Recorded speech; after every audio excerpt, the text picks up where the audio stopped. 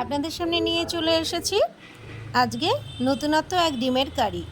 তো এই ডিমের কারিটা কিভাবে করলাম আপনাদের সঙ্গে শেয়ার করব, চলুন জেনে নিই।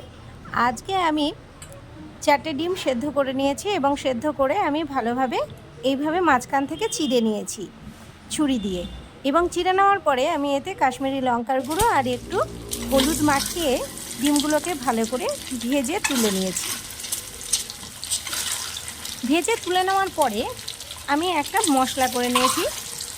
তো মশলাটার মধ্যে আমি দিয়ে দিয়েছি অর্ধেক টমেটো, একটা বড় সাইজের পেঁয়াজ কেটে দিয়েছি, 8 কোয়া রসুন দিয়েছি, পরিমাণ মতো আদা দিয়েছি, 4টে কাঁচা লঙ্কা দিয়েছি। এগুলোকে আমি একটু ভালো করে কড়াইতে ভেজে নেব।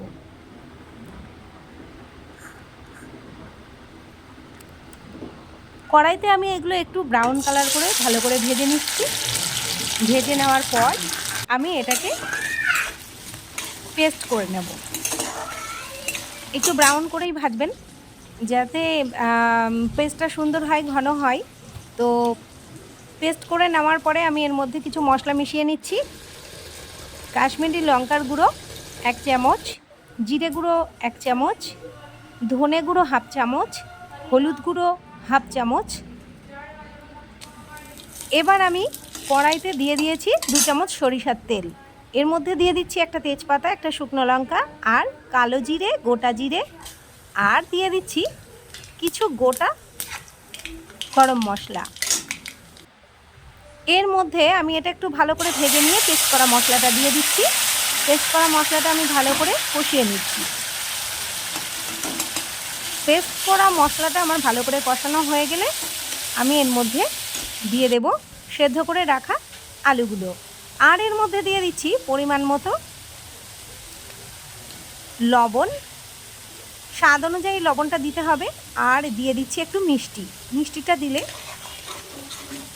টেস্টটা আরও দ্বিগুণ হয়ে যায়। এবার ভালো করে নাড়াচাড়া করে যখন তেল ছেড়ে এসেছে তখন আমি আলুগুলোকে দিয়ে ভালো করে কষিয়ে নিয়েছি। আলুগুলো ভালো করে কষানো হয়ে গেছে। এবার আমি এর মধ্যে অ্যাড করছি গরম জল।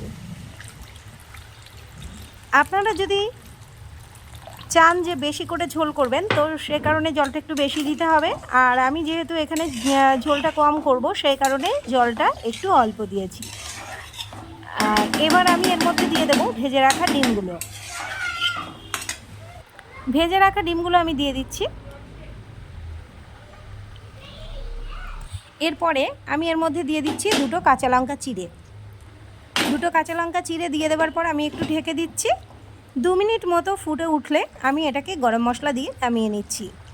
এবং গরম গরম ভাতের সাথে এই গরম গরম ডিমের কারিটা যদি পরিবেশন করা যায় তো সবাই ভাত খাবে এবং আরও চাইবে। তো আপনাদের ভিডিওটি ভালো লাগলে আপনারা লাইক করবেন, কমেন্ট করবেন, শেয়ার করবেন।